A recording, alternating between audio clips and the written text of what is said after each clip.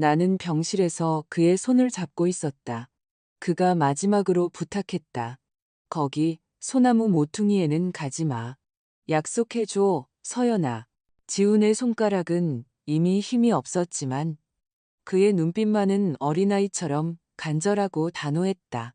나는 늘 그의 말을 따랐기에 목구멍까지 궁금증이 차올라도 그러겠다고 약속했다. 그리고 몇 년이 흘러 그는 떠났다.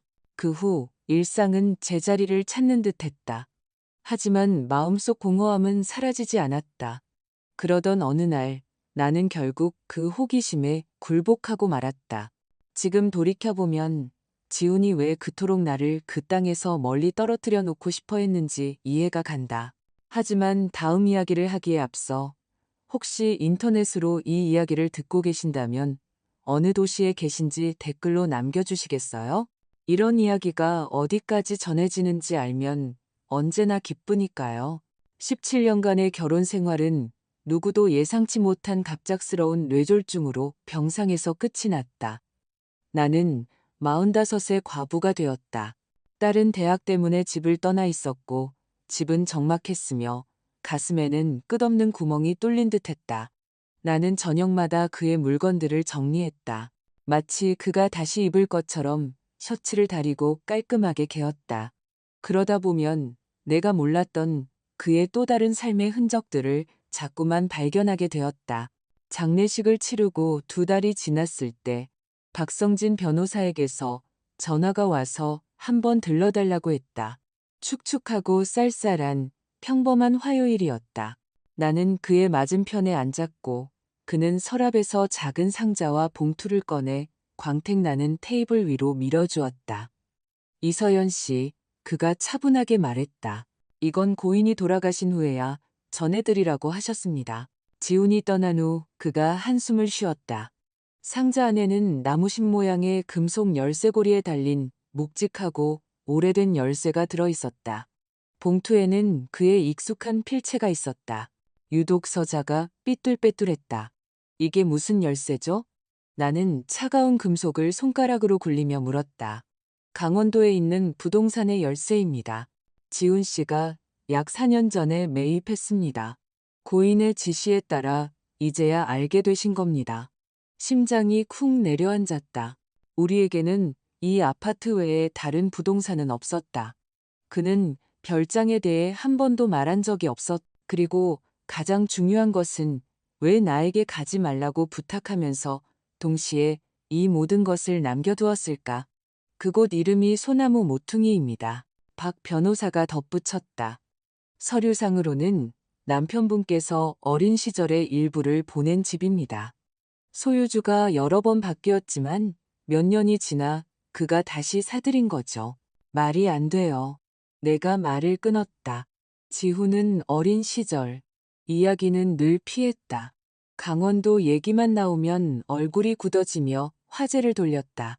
그럼 그가 왜 그곳으로 돌아갔을까? 저도 거기까진 모릅니다. 변호사는 두 손을 펼쳤다. 하지만 중요한 점이 또 있습니다. 최근 2년간 그 지역 땅값이 눈에 띄게 올랐습니다. 대형 개발업체가 리조트를 짓고 있는데 사모님 소유의 부지가 아주 좋은 위치에 포함됐습니다. 벌써부터 상당한 금액의 매입 제한이 있었습니다. 머리가 어지러웠다. 그의 엔지니어 월급과 나의 대학 강사 월급으로 꽤 괜찮게 살았지만 강원도에 그런 큰 집을 몰래 살 정도는 아니었다. 그리고 왜 비밀로 했을까? 나는 떨리는 손으로 봉투를 열었다. 사랑하는 내 서연에게 그가 썼다. 만약 당신이 이 편지를 읽고 있다면 내가 생각보다 일찍 떠났다는 뜻이겠지. 비밀을 만들어서 미안해. 이제 그 집은 당신 거야. 4년 동안 나는 어린 시절의 그 어두운 장소를 당신이 아름답다고 부를 만한 곳으로 바꾸려고 노력했어. 예전에 가지 말라고 했던 내 부탁은 취소할게. 이걸 어떻게 할지 결정하기 전에 부디 딱 한 번만 그곳에 가주길 바라. 서재에 있는 내 노트북을 찾아. 비밀번호는 우리의 첫 만남 날짜, 그리고 희망이라는 단어야. 당신이 내게 되돌려준 바로 그 단어. 말로 표현할 수 있었던 것보다 더 사랑해. 지훈이. 나는 편지를 가슴에 품었고 눈앞이 흐려졌다. 그는 그곳에서조차 나를 놀라게 하는 사람이었다. 그곳에 가봐야겠어요. 내가 소리내어 말했다. 한 가지 걸리는 점이 있습니다. 박 변호사가 부드럽게 끼어들었다. 지훈 씨의 가족들이 유언의 이의를 제기하고 있습니다. 형인 강태준 씨는 지훈 씨가 집을 매입할 당시 정상적인 판단을 할 수 있는 상태가 아니었다고 주장하고 있어요. 현재 그 부동산의 시가를 고려하면 좋지 않은 이야기가 길어질 수 있습니다. 나는 열쇠를 코트 주머니에 넣었다. 갑자기 마음이 아주 차분해졌다. 결정은 이미 내려졌다. 오늘 가야겠. 이틀 후 고속도로와 숲길을 달려나는 소나무 모퉁이라는 글자가 새겨진 조각된 대문 앞에 차를 세웠다. 열쇠는 부드럽고 확실한 딸깍 소리를 내며 자물쇠에서 돌아갔고 대문은 마치 오래된 영화처럼 활짝 열렸다. 그 너머에는 단순한 별장이 아니라 거의 저택에 가까운 석조와 목조로 된 집이 나타났다. 잘 가꿔진 길, 평평한 잔디밭, 수백 년 된 소나무와 진한 송진 향기가 나는 오솔길이 펼쳐져 있었다. 모든 것이 새 것이거나 최근에 보수한 듯했다. 지훈이 결코 말하고 싶어 하지 않았던 그 어린 시절의 어둠을 떠올리게 하는 것은 단 한 점도 없었다. 모든 디테일에서 그의 손길이 느껴졌고 그 때문에 가슴이 아려왔다. 내가 모르는 사이에 어떻게 이 모든 것을 해냈을까?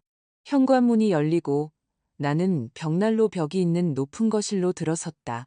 하지만 내 숨을 먹게 한 것은 공간이 아니라 그림들이었다. 모든 벽에 꽃 그림이 걸려 있었다. 그냥 꽃이 아니라 수십 종류와 색조의 난초들이었다. 내가 오래전부터 좋아했던 꽃. 지우는 항상 그것을 기억하고 요란하지 않게 마치 당연한 것처럼 챙겨주었다. 정원이 내다보이는 창가. 테이블 위에는 은색 노트북이 놓여 있었고 그 위에는 아침처럼 신선한 하얀 난초 한 송이가 있었다. 내가 다가가기도 전에 자갈 위로 타이어가 긁히는 소리가 들렸다. 창밖으로 검은색 세단 한 대가 현관 앞에 멈추는 것이 보였다. 세 남자가 내렸다. 지훈과 고통스러울 정도로 닮은 얼굴들이었다. 똑같이 고든 콧날, 똑같은 아몬드 모양의 눈, 강씨 집안 남자들이었다. 그들은 마치 주인처럼 원하는 것을 갖는데 익숙한 사람들의 자신감 있는 걸음걸이로 걸어왔다. 나는 조용히 현관문을 잠갔다. 손이 떨렸다. 남자들이 현관으로 올라와 서로를 쳐다보았다. 마지막 사진 속 지훈처럼 머리가 희끗희끗한 큰형이 문을 세게 두드렸다. 이서연 씨, 안에 있는 거 압니다. 얘기 좀 합시다. 지훈이 긴장할 때 나오던 바로 그 갈라진 목소리였다. 나는 안으로 물러서며 노트북을 쳐다보았다. 답은 현관이 아니라 저 안에 있었다. 문 두드리는 소리는 더욱 거세지고 더욱 집요해졌다. 나는 테이블에 앉아 노트북을 열고 우리의 첫 데이트 날짜와 희망이라는 단어를 입력했다. 화면이 켜졌다. 서연에게라는 폴더가 열렸다. 장례식 다음 날부터 시작하여 앞으로 1년간의 날짜가 찍힌 수백 개의 동영상 파일이 있었다. 첫 번째 파일을 누를 때 손가락이 떨렸다. 화면에는 병색이 완연하거나 창백하지 않은 오래전에 녹화된 살아있고 따뜻한 지훈의 모습이 나타났다. 안녕, 내 사랑 서연. 그가 특유의 비뚤어진 미소를 지었다. 그 미소를 보면 내 손바닥은 항상 따뜻해졌다. 당신이 이걸 보고 있다면 내가 떠났고 당신은 내 오랜 가지 말라는 부탁에도 불구하고 기어이 소나무 모퉁이에 왔다는 거겠지. 그럴 줄 알았어. 밖에서 문 두드리는 소리가 갑자기 멈췄다. 나는 곁눈질로 남자들이 차 쪽으로 물러나 무언가 상의하며 서류를 꺼내는 것을 보았다. 화면 속 지우는 이미 진지한 표정으로 말을 이어가고 있었다. 내가 없는 첫 해 동안 당신이 혼자가 아니도록, 그리고 내가 살아있을 때 말했어야 했던 것들을 설명하기 위해 매일의 영상을 녹화해뒀어. 나는 문틈으로 스며드는 찬 공기와 노트북에서 흘러나오는 그의 따뜻한 목소리를 느끼며 몸을 더 가까이 숙였다. 그리고 깨달았다. 이 순간 이미 다른 삶이 시작되고 있었다. 나는 화면 앞에 앉아 마치 그가 잠시 돌아와 맞은편에 앉은 것처럼 그의 말을 들었다. 3년 전에 뇌동맥류 진단을 받았어. 지우는 자신에 대한 연민 없이 담담하게 말했다. 아버지와 같은 병이었지. 2년에서 5년 정도 남았다고 하더군. 당신이나 딸 유나에게는 말하지 않았어.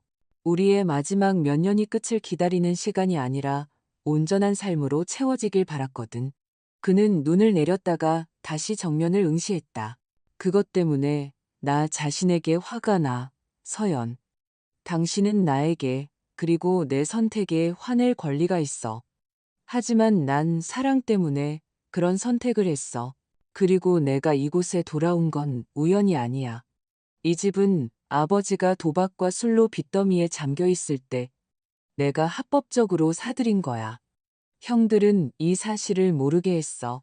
그들은 당연히 상속받을 거라고 생각했지. 이 책상 아래 서랍에 파란색 서류철이 있어. 거기 모든 게 다 들어있어. 계약서, 입출금 내역서, 공증된 진술서, 등기부등본, 계좌이체 기록까지. 그들이 찾아오면 이걸 보여줘.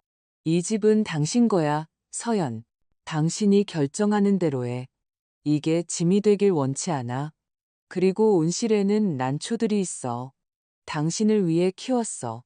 당신이 없더라도 관리팀이 돌볼 거야. 이게 당신에게 주는 내 마지막 선물이야. 밖에서는 대화 소리가 멎었고 다시 현관문에서 금속 소리가 울렸다.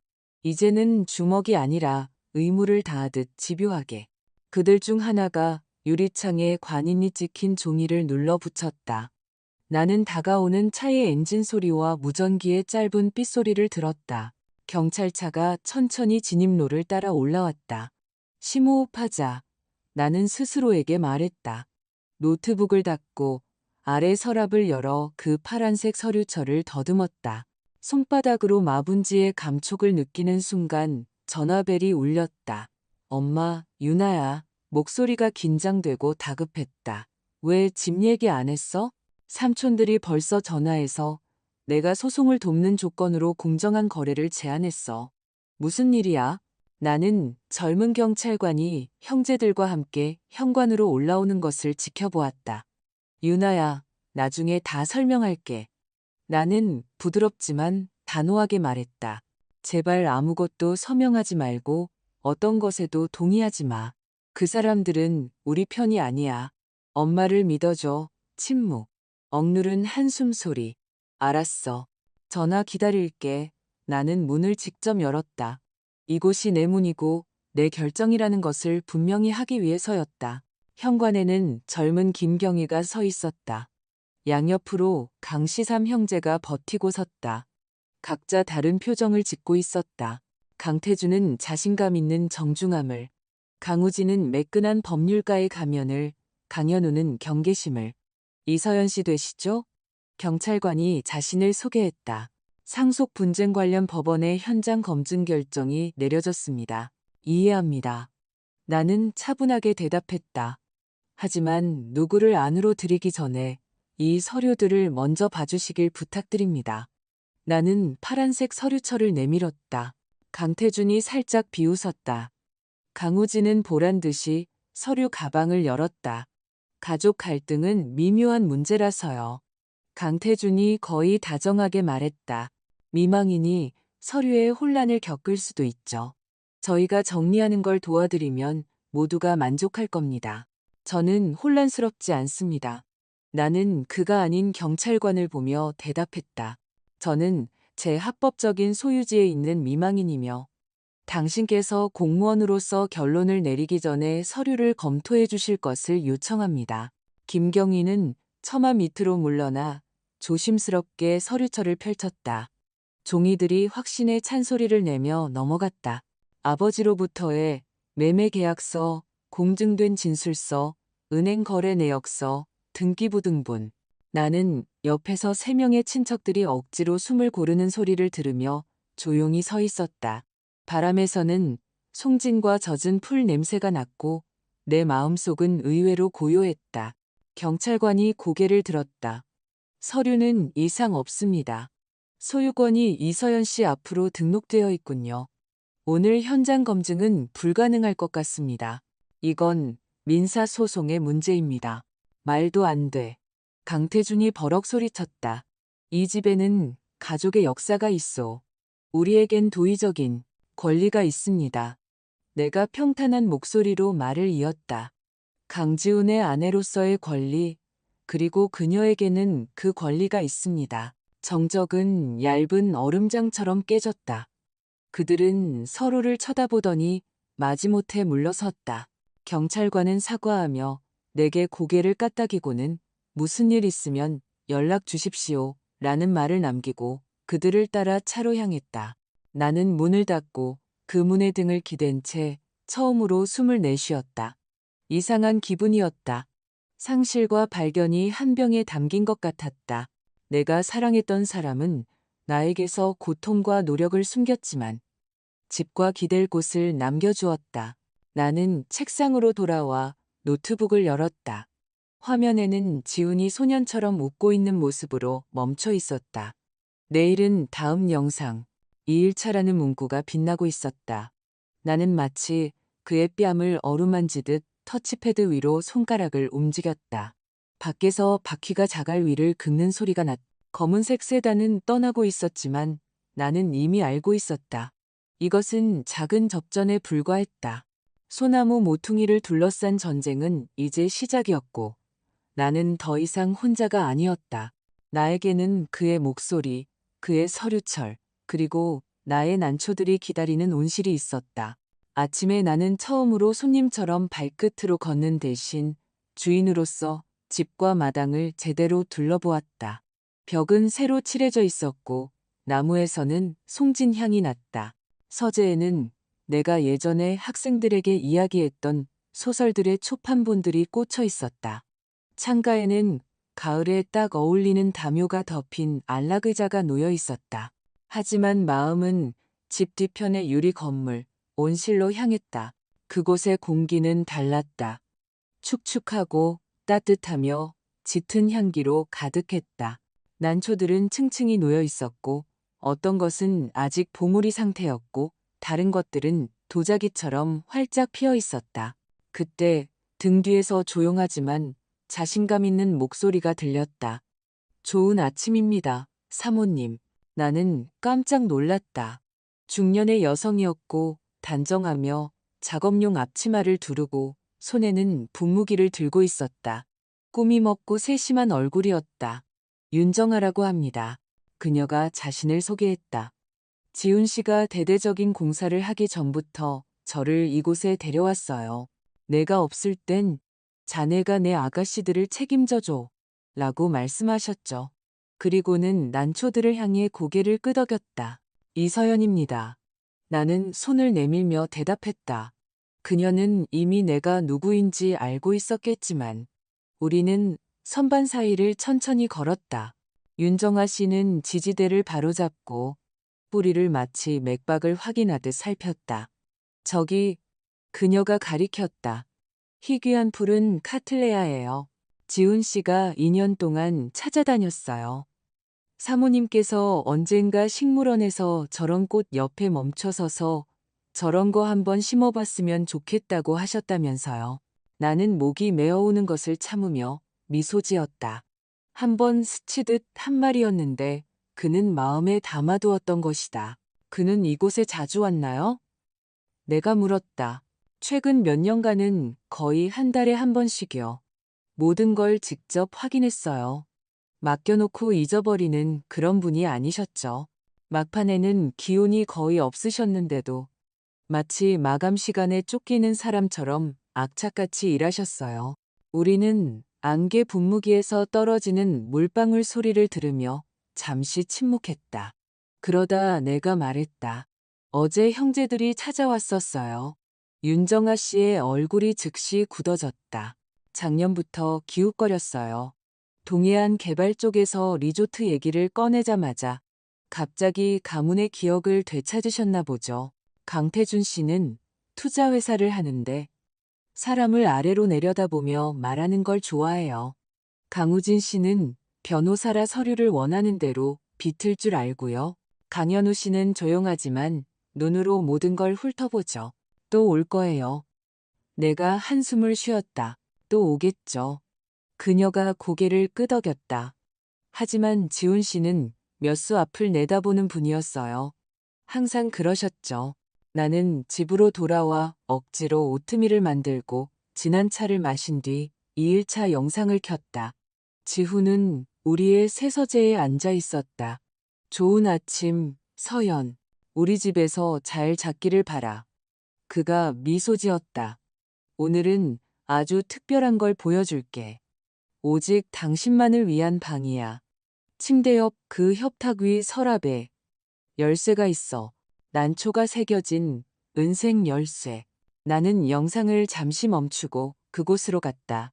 서랍 안에는 정말로 리본에 묶인 작은 열쇠가 있었다. 동쪽 별채의 벽의 일부처럼 눈에 띄지 않는 문이 있었다. 열쇠를 돌리자 자물쇠가 부드럽게 열렸다. 문 너머로 빛이 쏟아져 나왔다. 그곳은 작업실이었다. 높은 창문, 고른 북쪽의 빛, 이젤, 캔버스, 붓, 물감.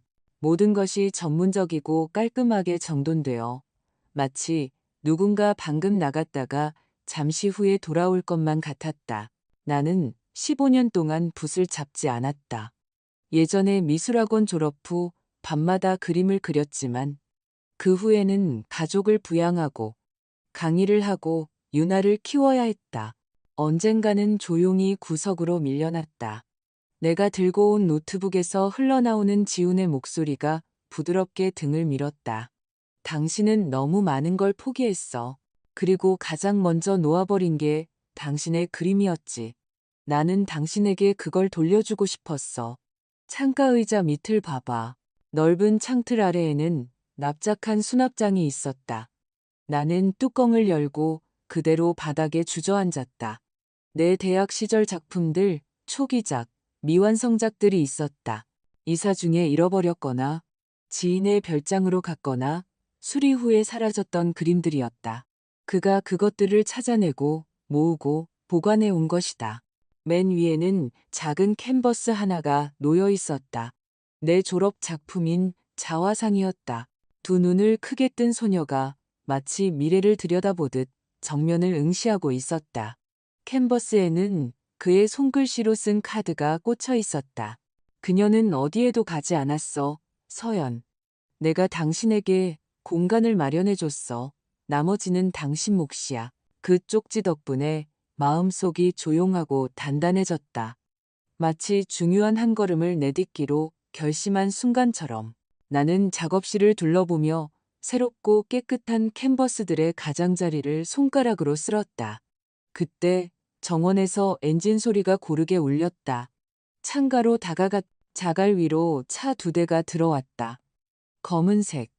바로 그 차였고 그 뒤에는 은색. 익숙한 실루엣의 차가 따랐다. 문이 거의 동시에 열렸다. 첫 번째 차에서는 강씨 형제들이, 두 번째 차에서는 유나가 내렸다. 유나는 그 특유의 꿋꿋한 자세로 그들에게 가볍고 자신 있게 걸어가고 있었다. 마치 평생 알고 지낸 사람들처럼 미소 지으며 악수를 했다. 내가 문으로 내려가기도 전에 그들은 노크도 없이 유나를 따라 집 안으로 들어섰다. 마치 자기 집처럼. 나는 그림이 든 수납장 뚜껑을 닫고 지훈의 쪽지를 주머니에 넣었다. 아래층에서 발소리가 울리는 동안 나는 혼잣말을 했다. 좋아, 먼저 딸부터. 나머지는 기다리게 하자. 그리고 마음속에는 붓을, 머릿속에는 냉정을 품고 그들을 향해 걸어갔다. 유나가 마치 딸이라는 권리로 주인이 된 것처럼 가장 먼저 들어왔고 그 모습이 나를 찔렀다. 그녀는 나를 스치듯 안고는 물러서서 내가 늘 사랑했던 그 감탄 어린 눈빛으로 주위를 둘러보았다. 엄마, 여기 정말 멋져요. 아빠는 왜 아무 말씀도 안 하셨을까요? 내가 대답할 틈도 없이 강태준이 그 특유의 부드러운 압박감으로 앞으로 나섰다. 이서연 씨, 어제는 좀 불편하게 됐네요. 다시 시작합시다. 우린 모두 가족이니 문제를 원만하게 해결해야죠. 강우진은 가죽 서류 가방을 옆구리에 낀 채 살짝 고개를 숙였다. 강현우는 평소처럼 뒤에서 조용히 상황을 살피고 있었다. 어제의 가족은 제 집에 쳐들어오려 했어요. 내가 조용히 말했다. 오늘은 조용하고 짧게 말씀해 주시길 바랍니다. 건설적인 제안입니다. 강우진이 말을 받았다. 이 집은 가족 역사의 일부입니다. 저희가 합의안을 준비했습니다. 길고 지루한 소송 없이 모두에게 공정하게 말이죠. 유나가 나를 돌아보았다.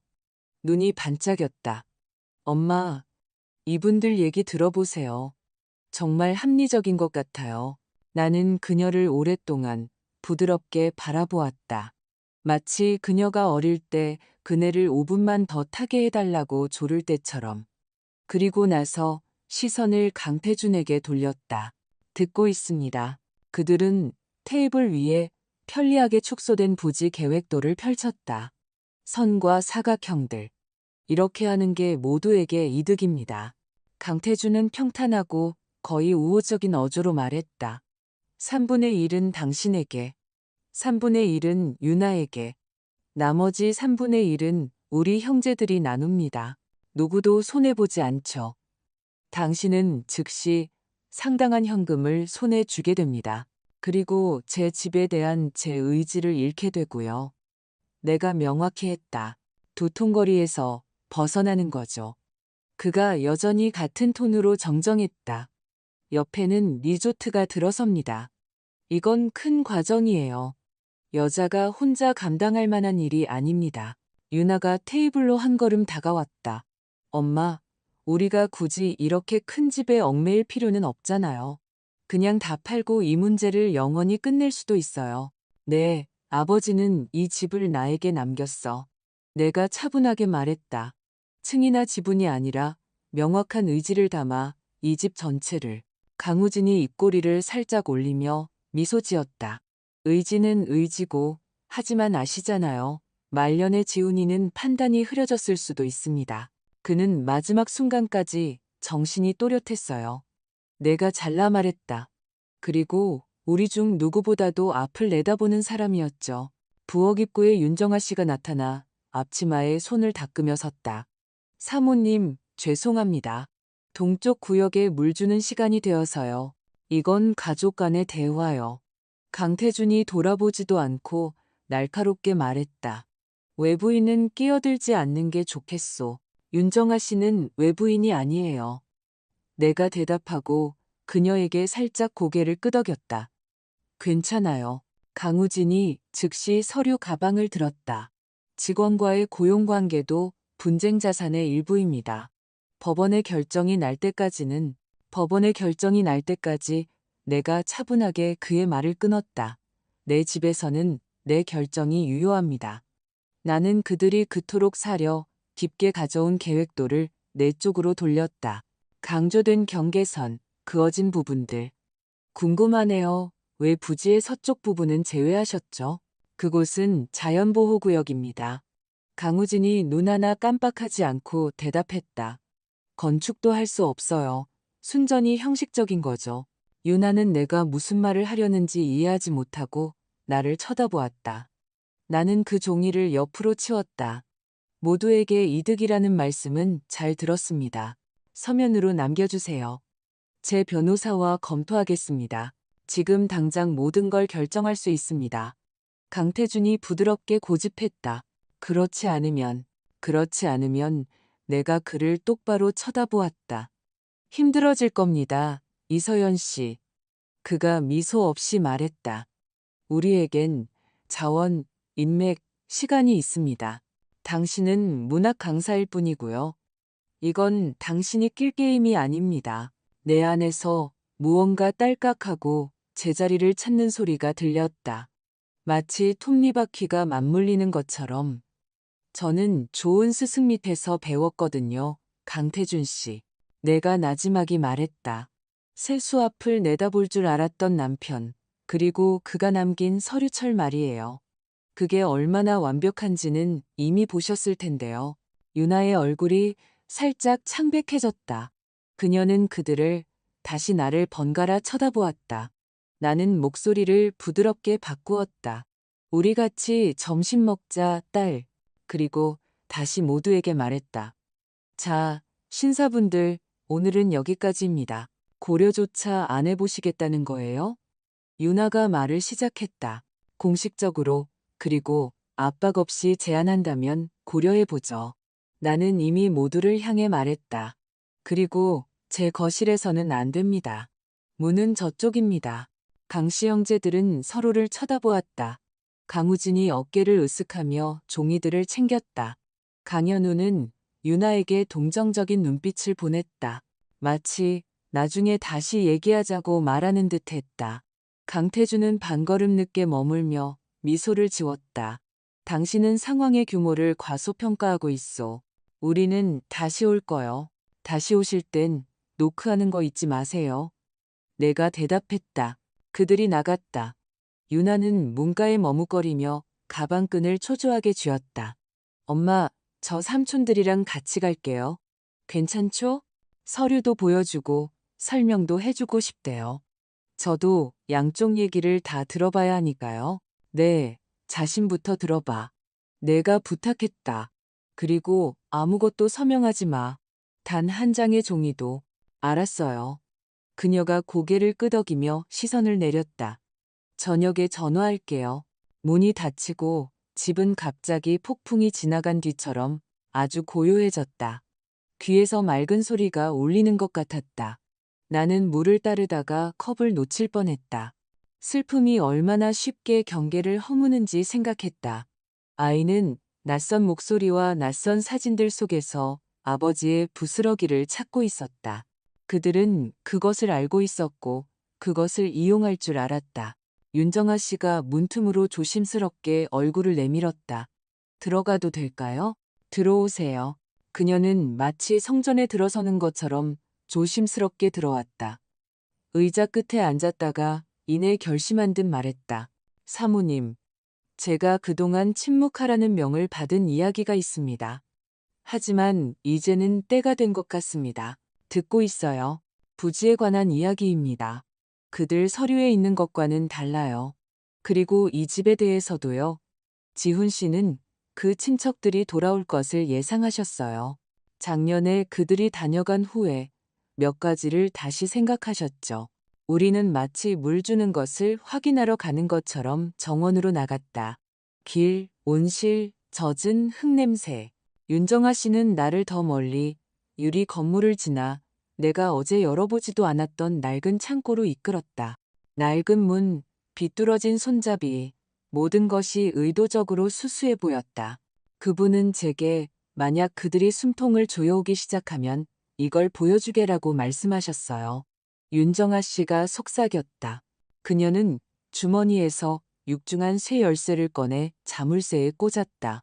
나무가 삐걱거리며 먼지 낀 빛 속으로 우리를 들여보냈다.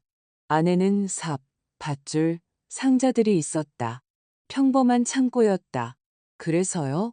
나는 어제 대문 앞에서처럼 손바닥이 다시 차가워지는 것을 느끼며 물었다. 바로 저겁니다. 그녀는 맨 안쪽 구석으로 걸어가 흙이 담긴 세 개의 상자를 조심스럽게 치웠다. 그 아래에는 콘크리트 바닥에 딱 맞게 잘라넣은 합판이 있었다. 윤정아 씨는 홈에 손가락을 넣어 뚜껑을 들어 올렸다. 합판 아래에는 새 부속품이 달린 금속 문이 나타났다. 자물쇠, 또 다른 열쇠, 짧은 딸깍 소리. 어둠 속에서 차가운 공기가 코를 찔렀다. 지훈 씨는 이걸 창고라고 부르셨어요. 그녀가 아주 조용히 말했다. 저는 속으로 지하벙커라고 생각했지만요. 작년 겨울에 이걸 지으셨어요. 아무에게도 보여주지 않았습니다. 나는 몸을 숙여 아래로 이어지는 콘크리트 계단의 첫 단을 보았다. 천장에 매달린 전구, 늘어진 줄, 윤정아 씨가 줄을 당겼다. 멀리서 오래된 방공호처럼 빛이 한 줄기 번쩍였다. 나는 정원을, 안개가 피어오르는 온실의 유리벽을, 벽난로가 있는 집을 돌아보았다. 모든 것이 평화롭고 고요했다. 가볼까요? 윤정아 씨가 물었다. 나는 침을 삼키고 숨을 고른 뒤 첫 번째 계단에 발을 디뎠다. 차가운 공기와 전구들 너머 아래에서는 지훈이 침묵 속에서도 몇 년 동안 나를 준비시켜온 무언가가 기다리고 있었다. 계단은 우리를 아래로 이끌었다. 차가운 공기가 얼굴을 스쳤고 콘크리트와 새 페인트 냄새가 났다. 복도는 30m 정도 뻗어 있었다. 램프가 차례로 켜졌고 끝에는 창고나 별장과는 아무런 관련이 없는 공간이 나타났다. 평평한 천장이 있는 방, 긴 테이블, 모니터 2대, 서류철이 꽂힌 캐비닛, 그리고 벽에는 지도, 도표, 출력물들이 붙어 있었다. 윤정아 씨는 마치 오래전부터 이곳에 드나들던 사람처럼 천천히 안으로 들어갔다. 지훈 씨의 창고에 오신 것을 환영합니다. 그녀가 나지막이 말했다. 그분은 창고라고 하셨지만 보아하니 여길 작전 본부처럼 쓰셨나 봐요. 나는 큰 지도에 다가갔다. 우리 부지의 정확한 구획, 수킬로미터에 달하는 주변 지역, 연필로 쓴 메모, 빨간색 화살표들이 있었다. 그 위에는 다른 경계선과 서명이 적힌 투명 필름이 겹쳐 있었다. 이게 동해안 개발입니다. 윤정아 씨가 고개를 끄덕였다. 신문에 나온 그들의 프로젝트는 하나지만 여기 있는 이건 진짜 계획이에요. 2차 개발 구역은 그들이 발표한 것보다 훨씬 커요. 그리고 골프 코스도 여기에 들어가고요. 그녀는 필름 위를 손톱으로 그었다. 바로 형제들이 단순화를 위해 친절하게 제외했던 우리의 서쪽 자연보호구역 위였다. 지훈 씨가 이 모든 걸 혼자 모은 건가요? 혼자서도, 그리고 사람들을 통해서도요. 3명의 다른 전문가에게 감정평가를 의뢰했고, 시청에서 서류를 가져오고 컨설턴트도 고용했어요. 이 부지가 핵심이라는 걸 깨달은 후부터는 만반의 준비를 하셨죠. 우리는 테이블에 앉았다. 윤정아 씨는 무거운 서랍을 열어 내 앞에 두툼한 서류철을 놓았다. 표지에는 그의 단정한 손글씨로 강씨 일가, 과거와 현재라고 쓰여 있었다. 나는 페이지를 넘겼다. 이메일 스캔본, 은행 거래 내역, 전 직원들의 증언, 그들 회사의 수상한 자금 흐름, 불필요한 영들, 계열사 간의 대출, 그리고 복수심 없는 차분하고 사실적인 메모들. 태준, 세금 체납, 우진, 고객 신뢰 남용, 현우, 명예 대여자. 읽고 싶지 않았지만 읽어야만 했다. 왜 이 모든 걸 모았을까요? 나는 물었다. 답은 이미 머릿속에 있었지만 그들이 올 줄 알았으니까요. 그리고 사모님이 빈손으로 맞서지 않도록요. 윤정아 씨가 서류철을 두드렸다. 그분은 만약 서연을 압박하기 시작하면 이 자료들을 해당 기관에 보내버려. 하지만 그 전에 우리에게 이런 게 있다는 걸 보여주는 것만으로도 충분할 거야. 소란 없이 라고 말씀하셨어요. 나는 깊은 숨을 들이쉬고 다른 벽을 보았다. 또 다른 동해안 개발 계획도. 구석에는 날짜와 발신 번호가 찍힌 구청의 직인이 있었다. 직인 아래에는 지훈의 흘림체 글씨가 작게 쓰여 있었다. 지인을 통해 입수. 외부에 노출시키지 말 것. 그는 정말 모든 걸 생각해 뒀군요. 나는 거의 혼잣말처럼 말했다. 집으로 돌아오지 않고 나는 바로 그 창고 테이블 위에서 노트북을 켰다. 3일차를 보고 싶었지만 손은 저절로 더 뒤로 향했다. 나는 굶주린 사람처럼 연달아 5개의 영상을 보았다. 지우는 이미 일어나기 시작한 일들에 대해 정확하게 경고하고 있었다. 그들은 분열시키고 서로 부딪히게 할 거야. 그가 피곤하지만 차분한 목소리로 말했다. 태주는 미소와 압박으로, 우지는 서류와 협박으로, 현우는 그림자처럼. 가장 쉬운 접근점은 유나야. 그들은 유나에게 가족과 정의를 무기로 던질 거야. 유나가 나를 보게 해줘. 당신이나 내 서류가 아니라 바로 나를. 유나를 위한 영상이 있어. 필요하다고 느낄 때만 틀어줘. 나는 위층으로 올라왔고 낮은 어느덧 저녁으로 넘어가고 있었다. 밤새 거의 잠을 못 잤다. 창고로 다시 내려가기도 하고 영상을 계속 돌려보기도 했다. 새벽녘에 유나에게 전화했다. 시내에서 만나자. 그 사람들 없이 내가 말했다. 부탁이야. 그녀는 잠시 침묵하더니 한숨을 내쉬었다. 알았어. 대신 빨리. 삼촌이랑 약속이 있어서. 우리는 길모퉁이 작은 카페에 앉았다. 그녀는 15분 늦게 나타났다. 이미 지친 얼굴에 방어적인 가면을 쓰고 있었다. 가방은 무릎 위에, 손가락은 끈을 두드리고 있었다. 엄마, 저 시간 별로 없어요. 그분들은 나쁜 사람들이 아니에요. 그냥 문제를 해결하고 싶어 할 뿐이에요. 내 딸을 보니 좋네. 나는 미소 지으며 테이블 위에 태블릿을 놓았다. 우선 아빠 얘기부터 들어봐. 그녀는 밀어내려 했지만 결국 재생 버튼을 눌렀다. 화면 속 지우는 우리가 사랑했던 모습 그대로였다. 살아있는 눈빛, 부드러운 미소. 안녕, 내 똑똑한 딸. 그가 말했다. 네가 이걸 보고 있다면 나는 이미 없고 너는 아마 화가 나 있겠지. 당연해. 아빠가 너에게 많은 걸 말해줬어야 했어. 병에 대해서도. 그리고 내가 왜 어린 시절 그 집을 떠났는지도. 그는 동맹류에 대해, 사는 동안은 살아가기로 한 선택에 대해, 그리고 형들이 어떻게 그의 등 뒤에서 그의 서명이 들어간 서류를 처리했는지, 그들의 계획에 함께 빠져들고 싶지 않았던 마음에 대해 짧고 담담하게 이야기했다. 변명도 불평도 없이 오직 사실과 부탁뿐이었다. 그들에게 휘둘리지 마라. 그들은 가족이 아니라 통제를 원하는 거야. 유나의 입술이 굳어졌다.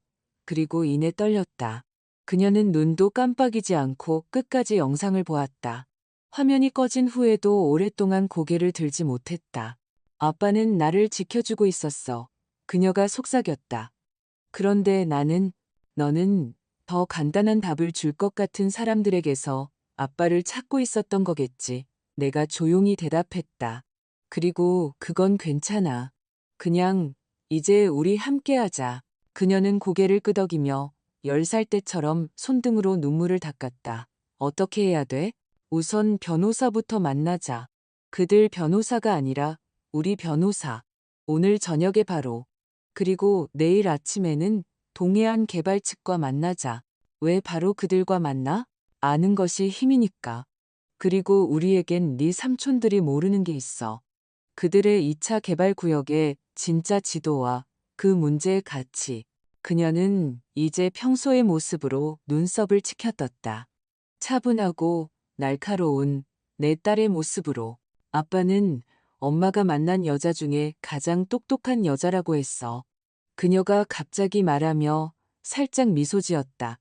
그리고 절대 얕봐서는 안 된다고? 항상 그렇게 말씀하셨어. 저녁에 우리는 박성진 변호사가 추천해준 다른 변호사 맞은편에 앉아 있었다. 그는 듣고 서류를 넘기고 짧은 질문들을 던졌다. 내가 창고의 계획과 그들의 지도, 그리고 우리의 조건까지 모든 계획을 설명했을 때 그는 안경을 벗으며 씩 웃었다. 지훈 씨가 당신이 나를 놀라게 할 거라고 경고했었죠. 정말 놀랐습니다. 해볼 만합니다. 하지만 대화를 위한 명확한 시나리오가 필요합니다. 그리고 동해안 개발 사람들은 당신이 빈손으로 오지 않았다는 것을 봐야 합니다. 빈손이 아니에요. 내가 말했다. 우리에겐 그들의 총책임자와 재무 담당자 중 한 명이 필요해요. 나는 잠시 망설였지만 의심을 삼켰다. 그리고 화면이 내려왔을 때 강태준과 그 형제들이 방으로 들어와서 모든 상황을 한 번에 보고 더 이상 술수를 부릴 시간이 없다는 것을 깨닫게 해야 해요. 변호사는 고개를 끄덕이고 몇 통의 전화를 걸었다. 만남이 끝날 무렵 우리에게는 틀, 장소, 시간, 참석자 명단, 의제, 그리고 검토용 서신꾸러미가 마련되었다. 우리는 따뜻한 밤거리로 나왔고 이 모든 날들 동안 처음으로 피로감뿐만 아니라 든든한 버팀목을 느꼈다. 다음 날 아침 동해안 개발에서 전화가 왔다. 총괄 이사인 박상민 씨가 직접 오겠다고 합니다. 그들이 전했다. 재무이사도 함께요. 주제가 심각하고 그들도 관심이 많습니다.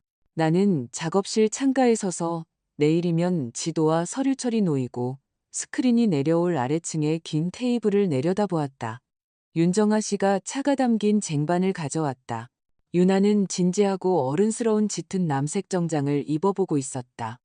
집은 같은 박자로 숨쉬고 있었다. 준비됐어요? 내가 두 사람에게 물었다. 준비됐어요. 유나가 말하며 손목에 찬 아버지의 시계줄을 단단히 채웠다. 준비됐습니다. 윤정아 씨가 고개를 끄덕였다. 저 아래에도 모든 걸 준비해뒀어요. 필요할 경우를 대비해서요. 나는 미소 지었다. 그리고 그 순간 자갈 위에서 타이어가 긁히는 소리를 들었다. 차가 예정보다 일찍 집으로 방향을 틀었다. 검은색 실루엣, 불쾌한 두근거림을 일으키는 익숙한 모습. 나는 스크린 리모컨과 테이블 위에 서류철로 손을 뻗었다. 아무래도 그들도 준비 태세 1호인가 보네. 내가 차분하게 말했다. 자, 그럼 손님을 맞이해 볼까? 그들은 약속 시간보다 일찍 도착했다. 똑같은 검은색 세단이 현관 앞에서 자신감 있게 방향을 틀었다. 그 뒤에는 좀 더 수수한 세단이 따랐다. 나는 시계를 흘끗 보았다. 동해안 개발과의 만남까지는 아직 30분이 남아 있었다. 사전 작업을 하러 온 것이 분명했다. 진정하자. 나는 스스로에게 말했다. 우리 페이스대로 가는 거야. 윤정아 씨는 과한 공손함 없이 담담하게 문을 열었다. 좋은 아침입니다. 이서연 씨께서는 식당에서 기다리고 계십니다. 우리는 함께 그곳으로 들어갔다. 큰 테이블은 이미 준비되어 있었다. 물, 커피, 그리고 깔끔한 서류철들. 나는 테이블 끝에 강태준이 맞은편에 앉았다. 강우진은 마치 영역 표시를 하듯 갈색 서류 가방을 놓았다. 강현우는 평소처럼 약간 뒤에 자리 잡았다. 그들과 함께 온 사람은 처음 보는 50대 남성이었다. 비싼 정장에 은발의 귀밑머리, 자신감 있는 눈빛. 이서연 씨, 강태준이 특유의 부드러운 억양으로 말을 시작했다. 시간 내주셔서 감사합니다. 이분은 GD 인베스트의 재무이사, 김도윤 이사님이십니다. 지금은 숫자로 이야기하는 것이 중요하다고 생각합니다. 아주 시의적절하네요. 내가 대답했다. 마침 그러려던 참이었거든요. 나는 리모컨을 눌렀고 천장에서 스크린이 부드럽게 내려왔다. 화면의 첫 번째 도면이 번쩍였다. 소나무 모퉁이의 전체 계획도 어제 강씨 형제들이 가져왔던 불편한 10헥타르가 아닌 전체 25헥타르였다. 이것이 우리 부지의 측량도입니다. 내가 차분하게 말했다. 그리고 여기가 어제 단순화를 위해 자연보호구역으로 제외하셨던 곳이고요. 강우진이 살짝 미소 지었다.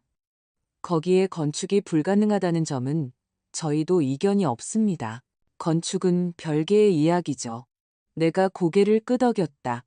하지만 우리만 보지 말고 좀 더 넓게 봅시다. 나는 다음 화면을 클릭했다. 우리 지도 위에 동해안 개발의 반투명한 계획도가 겹쳐졌다. 바로 그 골프 코스와 2차 개발 도로가 포함된 지도였다. 김도윤 이사가 몸을 앞으로 숙였다. 눈빛이 날카로워졌다. 강태준은 순간 미소를 잃었다. 이건 내부 사전 프로젝트 설계도인데 그가 강우진에게 나지막이 쏘아붙였다. 강우진은 거의 눈에 띄지 않게 어깨를 으쓱했다. 보시다시피 내가 말을 이었다. 여러분이 말하는 서쪽 구역은 2차 개발의 핵심부와 일치합니다. 이 헥타르 없이는 프로젝트의 의미가 절반으로 줄어들죠. 그렇다면 집 분할을 둘러싼 어떤 합의도 연막에 불과합니다. 대화는 실제 계획과 그 가치에 대해 이루어져야 합니다. 이 자료는 어디서 구했습니까? 김도윤 이사가 처음으로 건조하고 사무적인 어조로 말했다. 공개된 정보와 합법적인 요청을 통해서입니다. 내가 눈 하나 깜빡하지 않고 대답했다. 세부 사항은 이 계획을 만든 사람들과 논의하죠. 전해 듣는 사람들이 아니라 연문으로 짙은 남색 정장을 입은 유나가 조용히 들어왔다. 진지한 표정, 손목에는 아버지의 시계. 내 옆에 앉으며 나에게 고개를 끄덕였다. 나는 숨쉬기가 한결 편해지는 것을 느꼈다. 이서연 씨, 강태준이 다시 집안 어른의 톤을 되찾았다. 우린 협상하러 온 겁니다. 쇼는 필요 없어요. 이건 쇼가 아닙니다. 내가 말했다. 대화의 주제죠. 반대편 문이 살짝 열리고 우리 변호사가 들어왔다. 그 뒤로 정장을 입은 두 남자가 더 따랐다. 마지막으로 동해안 개발의 총괄이사인 박상민이 들어왔다. 방하는 순간 아주 조용해졌다. 벽에 걸린 시계마저 조용해진 것 같았다. 좋은 아침입니다. 박상민이 모두에게 정중하게 고개를 끄덕이며 말했다. 저희는 이 지역 전체에 전략적으로 중요한 의미를 지닌다고 이해되는 부지의 장래성에 대해 논의하기 위해 초대받았습니다. 강태준이 벌떡 일어섰다. 잠깐만요. 우린 GD 인베스트와 협상 중입니다. 무슨 근거로? 진정하시죠. 우리 변호사가 그의 말을 끊고 테이블 위에 얇은 서류철을 놓았다. 이서연 씨의 소유권은 깨끗하게 등기되어 있습니다. 소유주 없는 어떤 독점 계약도 무효입니다. 김도윤 이사가 강태준을 차갑게 쳐다보았다.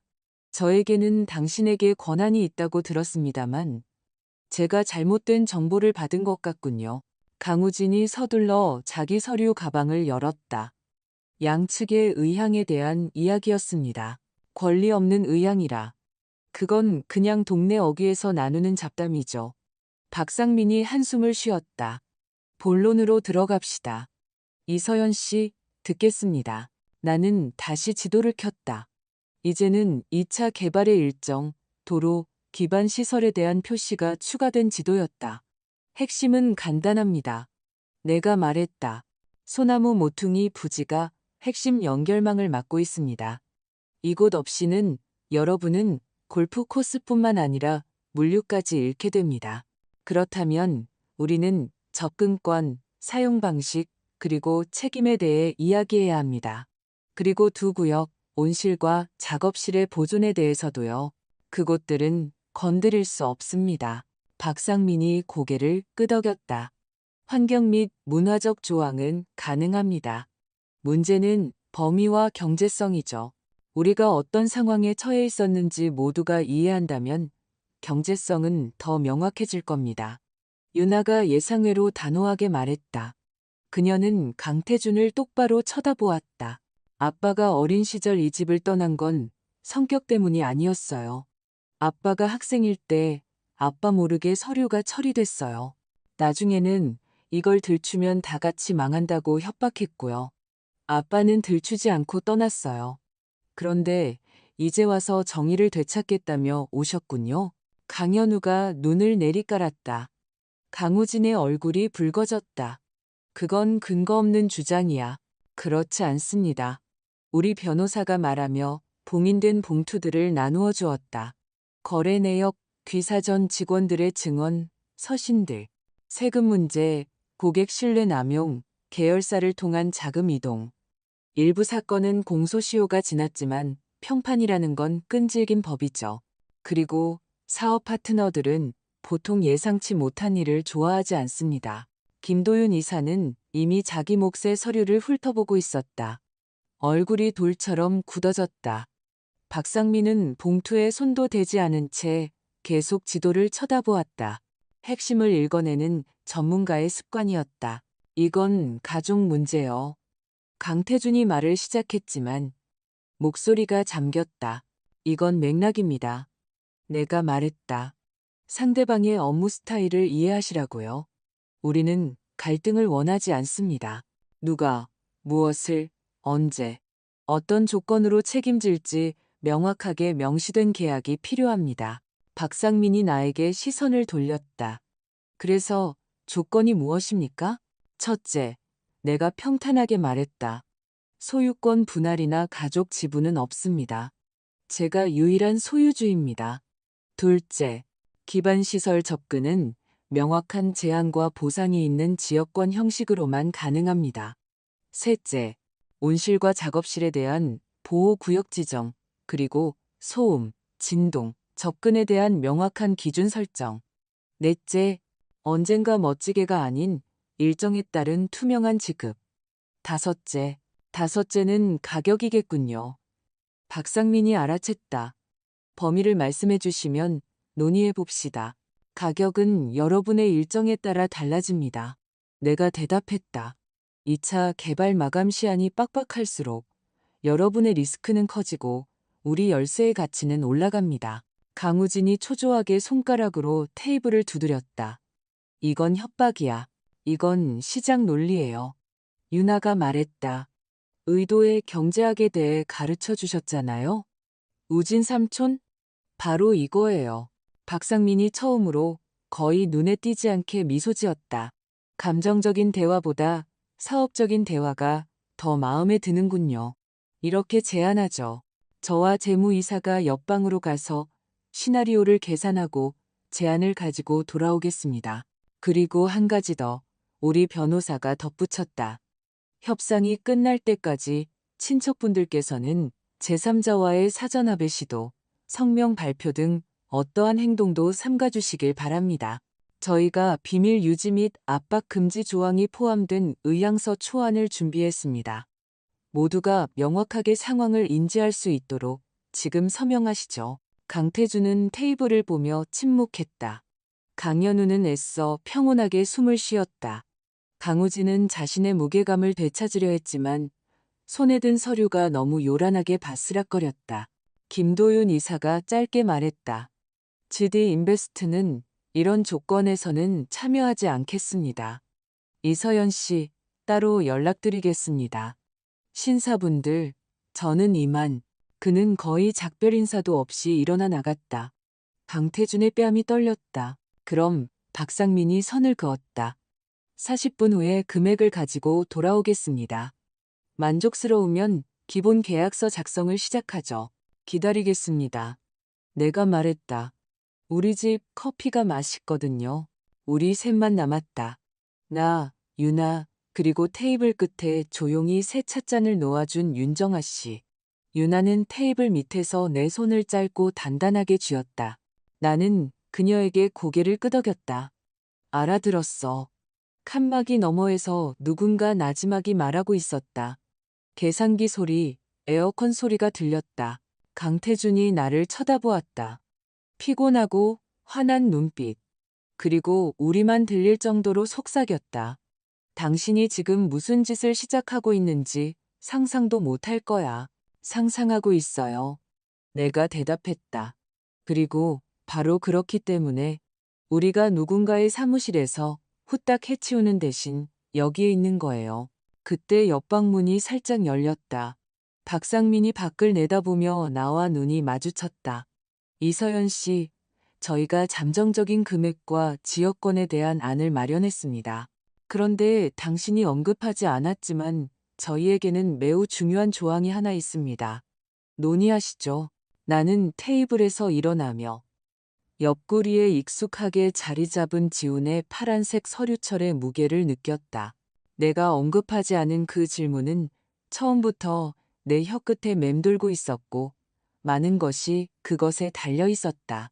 논의하죠. 나는 말하고 열린 문으로 걸어 들어갔다. 우리는 옆방으로 들어갔다. 그곳은 더 조용했고 에어컨이 고르게 소음을 냈다. 테이블 위에는 깨끗한 메모장과 물 한 잔이 놓여 있었다. 박상민이 맞은편에 앉았고 그의 재무이사가 옆에 앉았다. 우리 변호사는 방해되지 않도록 그림자처럼 문가에 서 있었다. 당신이 언급하지 않았지만 저희에게는 매우 중요한 그 조항 말입니다. 박상민이 서두 없이 시작했다. 2차 구역으로의 접근이 언젠가가 아니라 특정 시간대에 필요합니다. 그리고 안타깝게도 도로의 일부가 당신 부지의 서쪽 가장자리를 지나갑니다. 저희는 명확한 일정일, 시간, 톤수이 포함된 건설 지역권이 필요합니다. 이것 없이는 저희가 허가 기간을 맞출 수 없습니다. 이해합니다. 내가 고개를 끄덕였다. 그렇다면 이렇게 하죠. 첫째, 온실과 작업실 근처에는 어떠한 중장비도 진입 금지. 반경 100m 내에서는 경량 차량과 도보 작업만 허용합니다. 둘째, 저녁 10시부터 아침 8시까지는 조용한 시간. 어떠한 소음과 진동도 없어야 합니다. 낮 시간인 오후 1시부터 3시까지는 물주기와 이식을 위한 고요한 시간을 보장해야 합니다. 셋째, 진동 및 소음 모니터링은 귀사 비용으로 제공합니다. 센서는 제가 지정하는 곳에 설치합니다. 넷째, 모든 손상에 대한 책임은 귀사에게 있습니다. 보험은 사전에 가입해야 합니다. 재무이사가 고개를 들었다.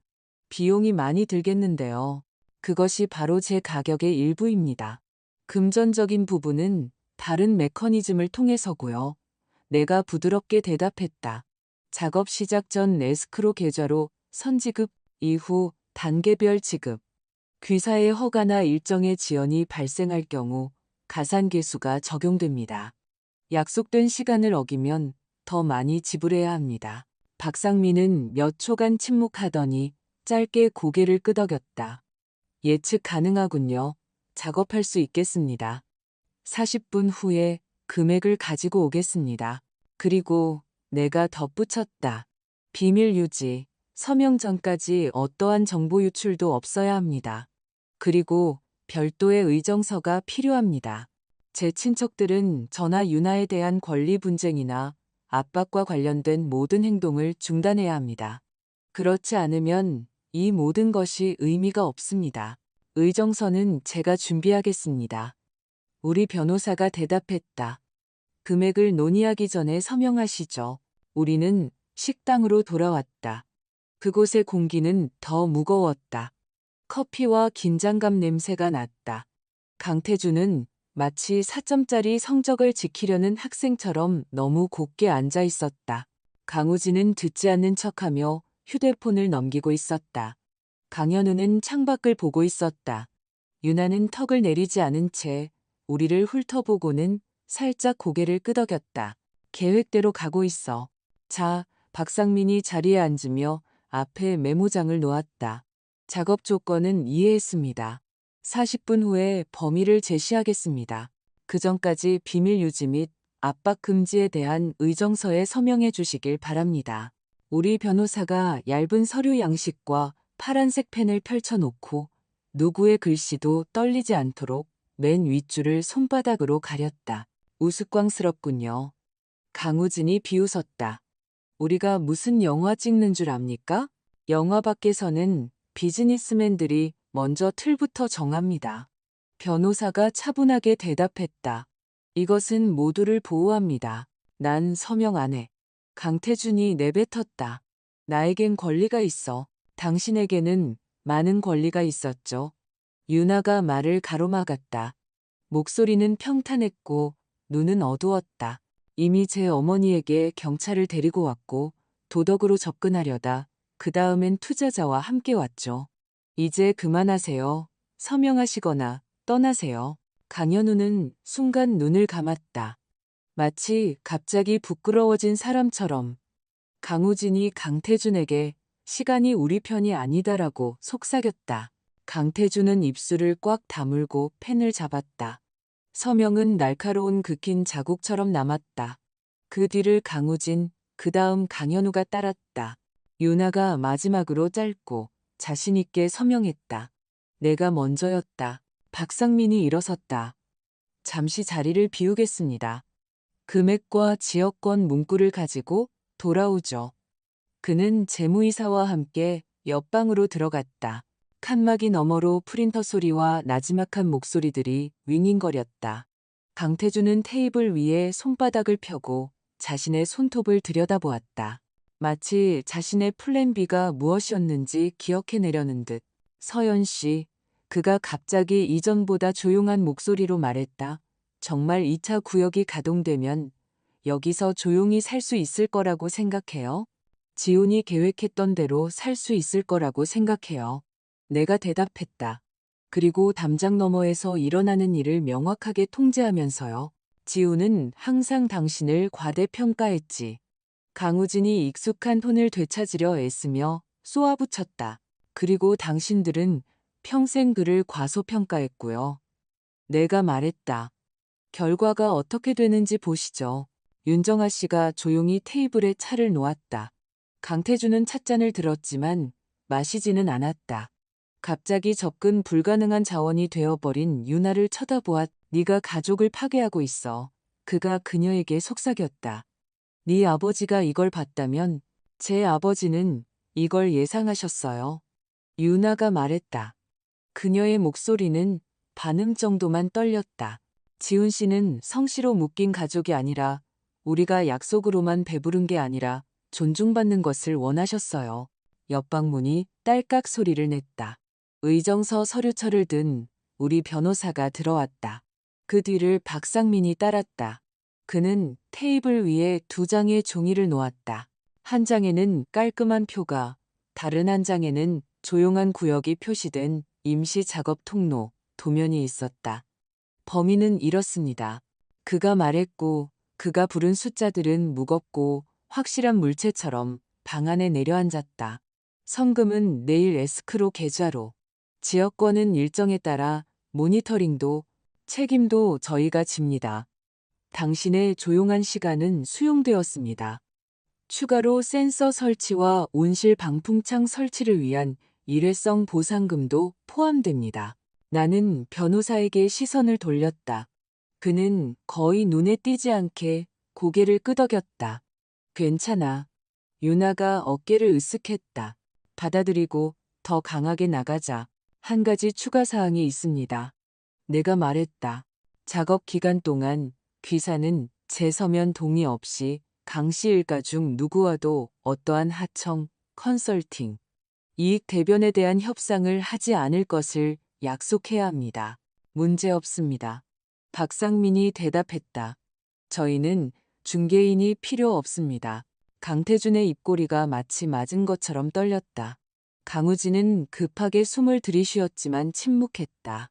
강현우는 시선을 내렸다. 변호사가 서류 양식을 다시 정리하고 내게 첫 번째 장을 밀어주었다. 기본 계약서에 서명하시죠. 그때 복도 쪽 문이 노크 없이 활짝 열렸다. 비싼 정장을 입은 남자가 들어왔다.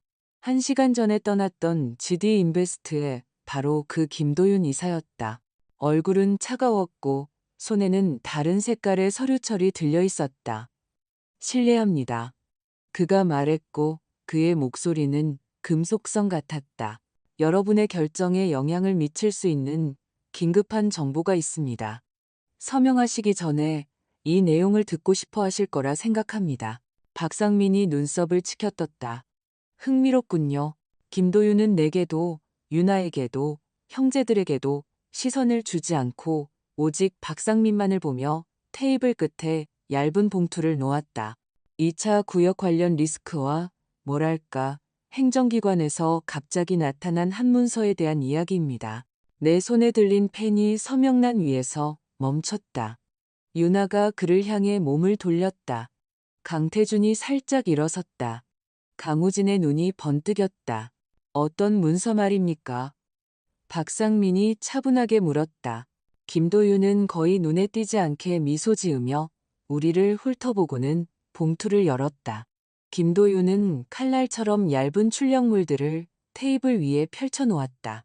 시청에서 우회 도로에 대한 사전 협의안이 갑자기 나타났습니다. 그가 말했다. 만약 동해안 개발이 시우지를 통해 우회한다면 소나무 모퉁이를 통과하는 지역권의 필요성은 감소합니다. 리스크도 달라지고 가격도 마찬가지죠. 잠시 침묵이 흘렀다. 박상민은 서두르지 않았다.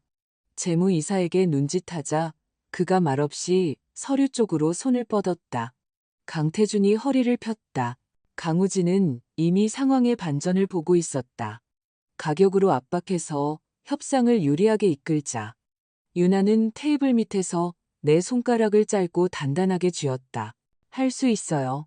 나는 김도윤을 쳐다보지도 않고 맨 위 서류를 내 쪽으로 끌어당겼다. 지도는 깔끔했고 연보라색 선들이 그어져 있었다. 그림은 좋네요. 내가 말했다. 하지만 서류상으로는 여기가 초원이지만 실제로는 보호구역으로 지정된 늪지대예요. 말뚝을 밟거나 진동을 일으키는데 제약이 있을 겁니다. 게다가 나는 박상민을 쳐다보았다. 여기로는 오래된 배수 도랑이 지나가는데 홍수기에는 개울이 되죠. 어떤 설계자에게 물어봐도 말해줄 겁니다. 우회로를 택하면 일정과 비용 면에서 수렁에 빠질 거라고요. 말뿐이잖소. 김도윤이 잘라 말했다. 서류죠. 내가 정정하며 윤정아 씨에게 고개를 끄덕였다. 그녀는 조용히 창고에서 가져온 또 다른 서류철을 테이블 위에 놓았다. 우리 변호사가 펼쳤다. 수문학 관련 등본, 토탄지대에 대한 소견서, 환경청 공문입니다. 날짜, 서명, 직인. 센세이셔널한 건 아니지만 아름다운 계획을 망가뜨리는 현실적인 자료들이죠. 박상민의 재무이사가 눈으로 훑어보고 한숨을 쉬더니 그에게 짧게 고개를 끄덕였다. 박상민이 김도윤을 쳐다보았다. 김 이사, 나는 리스크에 익숙하지만 리스크에는 계산된 것과 희망적인 것이 있어. 이건 후자에 속하는군. 걱정해줘서 고맙지만 이제부터는 우리가 알아서 하겠소. 김도윤은 잠시 침묵하다가 침을 삼키고 서류철을 챙겼다. 행운을 비호 그는 표정 없이 말하고 강씨 형제들을 쳐다보지도 않고 나갔다. 강태주는 문을 멍하니 바라보다가 숨을 들이쉬고 목소리를 되찾으려 애썼다. 어쨌든 우리는 아직, 당신들은 아무것도 아니요. 박상민이 차분하게 말했다. 이제부터는 주인과 우리뿐이요. 그는 다시 내 앞에 금액이 적힌 종이를 놓았다. 나는 변호사를 보았고 그는 연극적이지 않고 명확하게 고개를 끄덕였다. 유나는 살짝 미소 지었다. 눈이 반짝였지만 이제는 눈물이 아닌 명료함 때문이었다. 나는 서명했다. 박상민이 나를 뒤따랐다. 재무이사가 자신의 서명을 남겼다. 우리 변호사가 선을 긋고 두 번째 서류를 강태준에게 밀었다. 비밀 유지 및 압박 금지 의정서였다. 강우진이 무언가 말하려 했지만 말이 막혔다.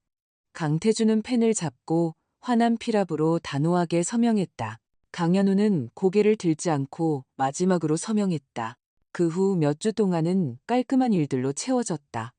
성금은 제때 에스크로 계좌에 입금되었다. 동해안 개발의 설계자들이 기기를 들고 찾아왔다. 진동 센서는 내가 말한 곳에 설치되었다. 작업실은 조용했고 온실에서는 따뜻한 안개가 피어올랐으며 윤정아 씨는 악보를 따라 걷듯 줄 사이를 다녔다. 변호사는 기본 계약을 깔끔한 문서로 정리했고 나는 몇 년 만에 처음으로 물감을 꺼냈다. 유나는 그동안 계속 나와 함께 지냈다. 아침마다 우리는 그날의 영상을 켰다. 지우는 마치 옆에 앉아 있는 것처럼 짧고 핵심만 말했다. 중요한 것을 요구하는 걸 두려워하지 말고 내 것이 아닌 것은 짊어지지 마라. 때로는 그냥 침묵하며 그의 숨소리를 들었다. 나는 그가 우리를 보지 않는다고 생각할 때 어떤 눈으로 우리를 바라보았는지 알게 되었다. 동해안 개발과는 매각이 아닌 허용의 방식으로 협력하기로 했다. 그들은 매매에 익숙했지만 여기서는 줄타기를 배워야 했다. 일정, 통로, 보고서. 사람들은 아무도 그렇게는 안 해요라고 말했지만 나는 이제부터는 그렇게 합니다라고 대답하고 모든 것을 기록했다. 어느 날 저녁 나는 이젤 앞에 서 있었다. 큰 캔버스 위에는 집의 사진이 아니라 내가 그 안에서 보는 것이 쌓여가고 있었다. 층층의 과거, 현재, 그리고 미래가 될 것들. 얇고 거의 투명한 형상들. 여자와 소녀가 길을 걷고 있고 그들 등 뒤에는 거의 눈에 띄지 않게 푸른 카틀레아를 손에 든 남자가 있었다. 유나가 들어와서 멈춰서서 숨도 쉬지 않고 오랫동안 바라보았다. 아빠, 그녀가 쉰 목소리로 말했다. 그리고 우리. 내가 반복했다. 그리고 처음으로 나와 그가 아닌 나와 그녀로서 우리라고 말했고 마음이 평온해졌다. 한 달 후 동해안 개발 사람들이 첫 번째 서류상 확인을 위해 찾아왔다. 그들은 빠른 악수와 구두 약속에 익숙했지만 여기서는 모든 그러자가 문서에 담겨 있었다. 그들은 피곤하지만 만족하며 떠났다. 정직하다면 질서는 저게 아니었다. 같은 날 윤정아 씨가 전화했다. 현관에 강태준 씨가 혼자 와 있어요. 서류 가방도 없이. 평소 같지 않네요. 나는 테라스로 나가 다른 사람을 보았다. 얼굴은 날카로워졌고 눈은 어두워져 있었다. 그는 손에 모자를 쥐고 구기고 있었다. 나는 그가 모자를 쓴 모습을 본 적이 없었다. 그는 헛기침을 했다. 서연 씨, 돌려 말하지 않겠소. 나, 아미오, 사기. 시간이 얼마 없소. 이게 동정심을 유발하려는 수작처럼 들릴 거라는 거 아오. 그런 뜻으로 온 게 아니오. 그는 주머니에서 봉투를 꺼냈다. 아버지 유품에서 찾았소. 유나에게 중요할 거라 생각했소. 봉투 안에는 낡은 사진 한 장이 들어있었다. 거대한 소나무 아래 3명의 소년이 있었고 막내는 난초 화분을 들고 있었다. 아직 어린아이인 지훈이 환하게 빛나고 있었다. 이게 변명이 되진 않겠지. 강태준이 말했다. 나는 내가 될 수 있었던 것보다 더 나쁜 사람이었소. 용서할 수 있다면 용서해 주시오. 그 말들은 낯설게 건조하게 들렸다.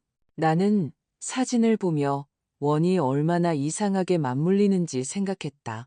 우리 집을 거의 파괴할 뻔했던 남자가 우리 현관에 서서 지분이 아니라 과거에 얽매이지 않고 떠날 기회를 구걸하고 있었다.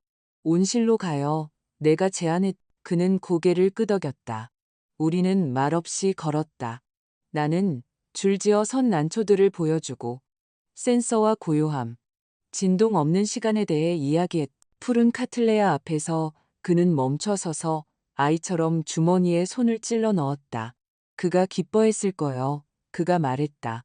당신이 해내는 걸 보면서 그는 잠시 침묵했다. 당신들이? 나는 고개를 끄덕였다. 고맙소. 그것으로 충분했다. 나는 모든 것을 용서하지 않았다. 그럴 수는 없었다. 하지만 내가 할 수 있는 만큼 놓아주었다. 때로는 그것이 같은 의미이기도 했다. 마지막 날의 영상은 밤에 켰다. 유나는 자고 있었다. 집안에서는 온실의 센서가 조용히 딸깍거리는 소리만 들렸다. 지우는 이제 내 작업실이 된 그 텅 빈 방에 앉아 있었다. 이게 마지막 영상이야. 그가 말했다. 하지만 끝은 아니야. 알다시피 나는 당신에게 집이 아니라 서연, 가능성을 남겨주려고 했어. 자기 자신이 될 수 있는 가능성. 나는 이 집을 두려워했어. 왜인지 알지? 그런데 이 집이 당신의 것이 되었어. 당신이 원하는 대로 되게 해. 그는 차분하고 인간적으로 미소 지었다. 그리고 만약 언젠가 여기가 너무 시끄러워진다면 참지 마. 당신은 협상할 줄 알잖아. 나는 항상 당신이 생각하는 것보다 강하다고 믿었어. 화면이 어두워졌다. 나는 어둠 속에 앉아 슬픔이 아니라 평온하고 따뜻한 공허함을 느꼈다. 그곳은 이제 나 자신의 무언가가 들어설 자리였다. 아침에 유나와 나는 베란다에 상을 차렸다. 햇살은 좋았지만 덥지는 않았다. 송진 냄새가 났다. 박상민이 조용한 시간의 경계를 확인하기 위해 엔지니어와 함께 도착했다. 그들은 서두르지 않고 인사를 나누고 말뚝을 정확히 표시하고 떠났다. 윤정아 씨가 커피를 가져오며 눈으로 미소 지었다. 잘 되어가고 있어요.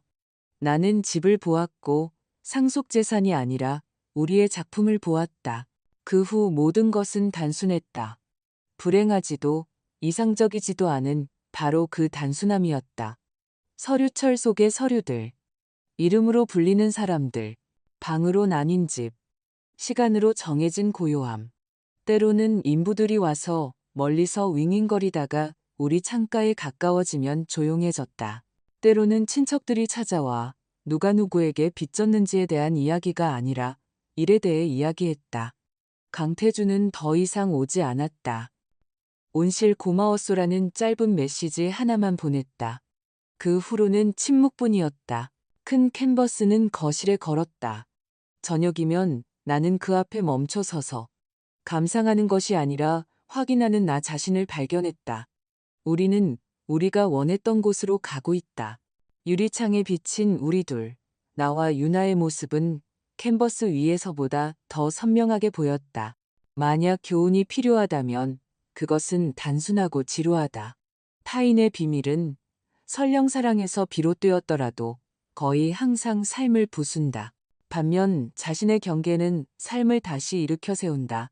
요란한 승리나 아름다운 문구가 아니라 일어서서 사물을 제 이름으로 부르고 타인의 선이 아닌 자신의 선을 지키는 능력. 그리고 상속재산은 원화나 벽돌로만 존재하는 것이 아니라는 것. 상속재산은 정직하게 살아갈 기회다. 때로는 그것을 지켜내야 하고, 때로는 그냥 내주지 않으면 된다. 나는 이 몇 달 동안 더 부자가 되거나 젊어지지 않았다. 나는 더 정확해졌다. 한때 내 남편의 두려움이었던 집에는 이제 우리의 평범한 하루가 살고 있다. 베란다에서의 차 한 잔, 온실의 따뜻한 공기, 시계의 조용한 흐름, 그리고 내 손가락에 묻은 물감. 만약 이것이 외로움이라면 그것은 연민 없이 서 있다. 그리고 만약 이것이 시작이라면 그것은 소란스럽지 않다. 그저 계속될 뿐이다. 조용한 하루하루가 이어지면서